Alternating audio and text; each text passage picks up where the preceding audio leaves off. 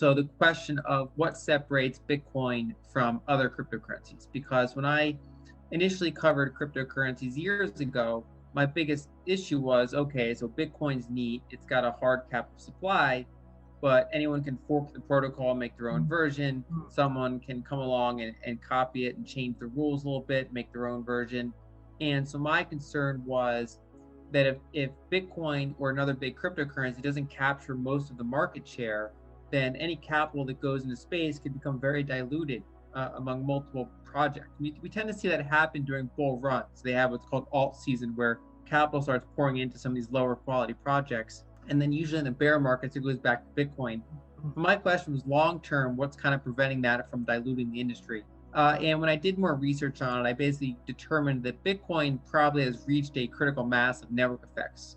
And if that's the case, they can accumulate a lot of long-term value, while these other protocols, don't really play much heed to it. And so, from my perspective, there are only two protocols that have kind of a meaningful network effect, and those would be Bitcoin and Ethereum, and those are quite different. And so we don't really see necessarily a lot of competition there, although they do have some overlapping areas. When you saw Bitcoin as something that had large network effects, for the benefit of people watching this, at what year did you actually start getting in, and was its price at that time relevant to you investing?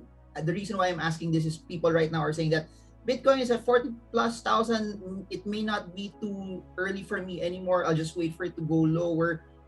What was your frame of mind at that point when you started? Yeah, it's a really good question. So when I analyzed Bitcoin, I heard about it. I looked into it many, many years ago. But the first time that I wrote about it publicly and really took a look at it was 2017. And it was during that large bull run.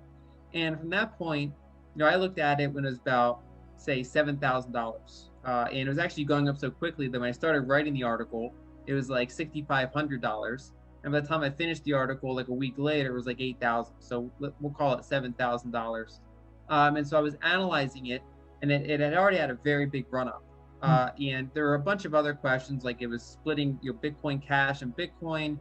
We were seeing very strong price action out of Ethereum.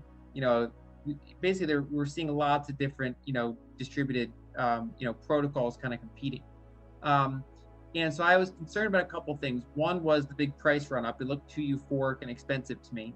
And two, like I said before, I was worried about the network effects. So what makes one protocol kind of more durable than another? So I kind of passed on it. And of course, we had a blow off top, it went all the way up to 20,000. And then it fell, and it eventually crashed as low as, like 3,500 in the long run. So it was actually, it kind of consolidated in price for over 2 years, for like 2.5 years from that point. So it was actually a reasonable kind of decision to pass on it then. But during that time, I kept watching. And so we saw, for example, that the market sorted out between Bitcoin and Bitcoin Cash. The market basically answered that question of what's more important, the smaller block size or the larger transaction throughput. And the market preferred that smaller block size of the original Bitcoin. We also saw, institutional grade custodian solutions come out, right? So we saw more companies built around this space. And so when I saw Bitcoin have price weakness in the very beginning of 2020, during the COVID crash, so March, around that time, I actually bought into Bitcoin in April of 2020, ironically at around 7,000. So the same price that I analyzed it 2.5 years later, but I considered it de-risked because at that point I had a long consolidation. It answered some of my questions. And so I got in there. And it's funny because, most people, when they talk about their first time buying Bitcoin, they always feel like they're too late. They always feel like it's, most of the price actions behind them. And that can be true in the near term. I mean, Bitcoin's had these bubbles, in say 2014, 2017, and they can sometimes take years to recover. But so I would say for anyone buying Bitcoin with a 5-year view, and just if you kind of commit to holding it for 5 years or more as whatever percentage of your capital you feel comfortable with, something like that, I still consider there to be a lot of upside for Bitcoin. Like we discussed before, Bitcoin right now is something like 10% the size of gold as a market capitalization, less than that, probably like 8%. And so, even if Bitcoin becomes half the size of gold's market cap, that could be a 5 or 6 fold increase from here over a multi-year period. And so I actually still have a very long-term favorable view on Bitcoin. I mean, some estimates showed that, somewhere over 100 million people in the world probably own Bitcoin. And so out of 7 or 8 billion people, that's actually still a very small percentage. We're talking somewhere around 2% of the population owns some Bitcoin. And even if you narrow it down to smartphone owners, so that's about 4 billion, 4.5 billion people, somewhere around there, Bitcoin still is pretty early on in its adoption stage. And so when someone has a long-term view, I still think that these have long-term upside, as long as you're not too concerned about near-term price action, because they are volatile.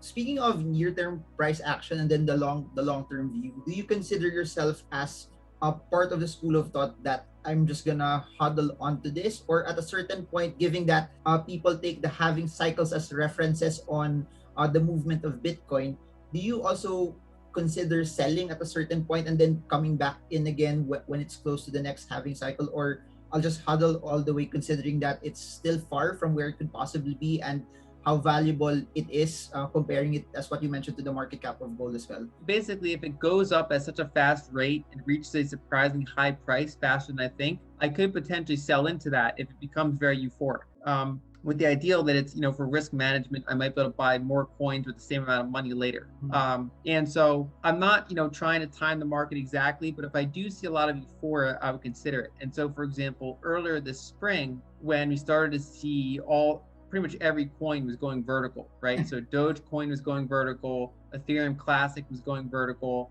I warn my subscribers, this is no longer a particularly healthy looking market. And so I didn't sell, but I was making sure they were aware of the risks. And so we eventually got that correction. Now, if you were to see an even bigger, euphoric move, say next year, I would consider potentially trimming a little bit off the top. And that's more about risk management, making sure your allocation doesn't become too large of your portfolio, rather than trying to time the market precisely. And when you say sell, you're parking it in stable coins or bringing it back to fiat? I would essentially bring that back to fiat, but it depends on what the stable coin environment's like at that time. And so, for example, if you can get reasonable yields on your stable coin without taking too much risk, I think that's a reasonable type of diversification. In different parts of the world, we're seeing some more regulation pressure on some of these stable coins. And so I would certainly stick to the higher quality stable coins. And I wouldn't take on too much risk for that. But yeah, there's, especially if I expected a multi-year correction, I would consider pulling that back out in fiat and going elsewhere. But again, that's only for a portion of my portfolio, and only if it reaches